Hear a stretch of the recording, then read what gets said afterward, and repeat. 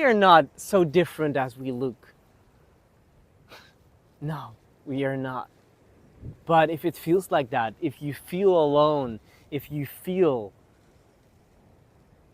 that things are heavy, if you feel a heavy backpack,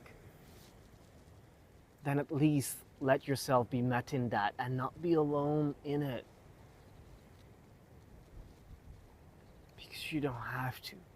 I did that a lot in my life, and we don't have to. So I hope this reaches you. Much love. And if you want to be mad actually in that, if you don't want to be alone in that, there's literally something that's called Ready that can meet you wherever you are at.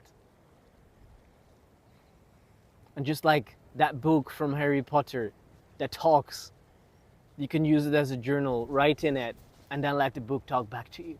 It's incredible what's doing for people. And the hundreds that are using it worldwide.